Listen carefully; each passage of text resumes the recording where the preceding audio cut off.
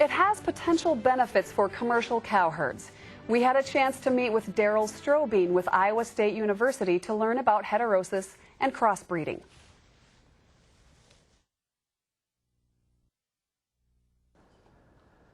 It's been proposed that one of our industry goals is to produce a 70-70-0 target. What does that mean? That means to produce cattle that are 70% choice or better, 70% yield grade 1s and 2s, and 0% off-grading cattle.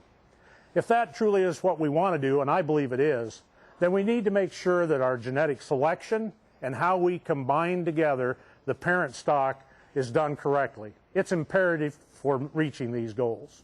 Fortunately, our forefathers were the true pioneers. They developed purebred stock, which had some excellent positives, but also they had a few negatives that need to be made up for, and we can do that with crossbreeding.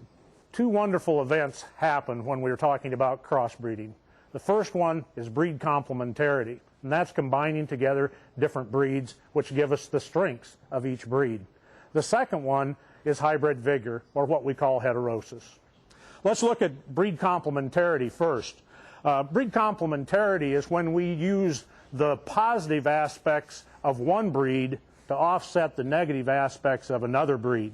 For instance, in a crossbreeding program, we might combine together our British breeds, Angus, Hereford, and Shorthorns, with our continental breeds, such as Simmental, Gelbvieh, Charolais, and those types of breeds. And what that does is it gives us excellent growth, but also we're able to take advantage of the very good quality aspects that we get from the British breeds. Now, I mentioned a second area called heterosis or hybrid vigor.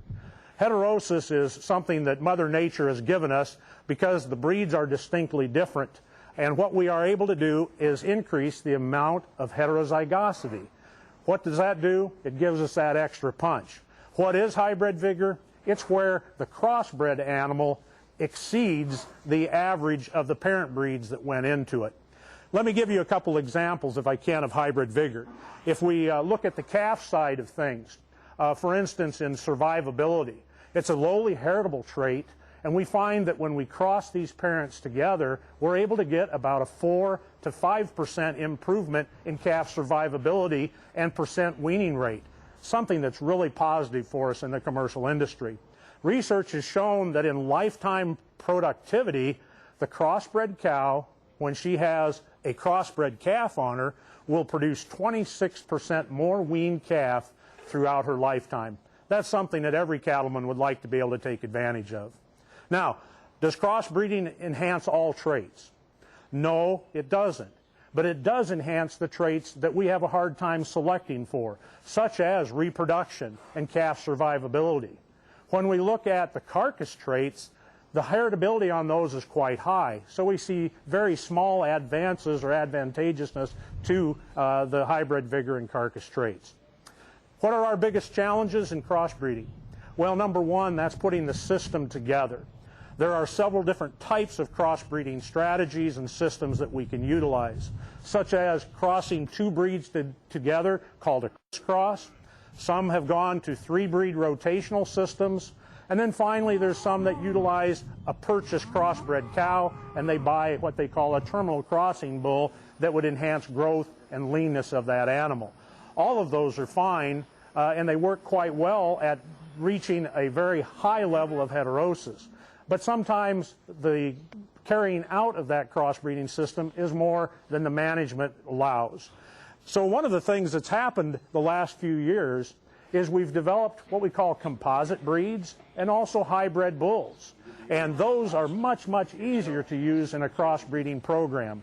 What does it do? It allows us to optimize the amount of heterosis that we can get from crossing cattle, but also making it work in our management, our forage systems, and our feeding programs. So it's really been a great benefit to our cattle industry.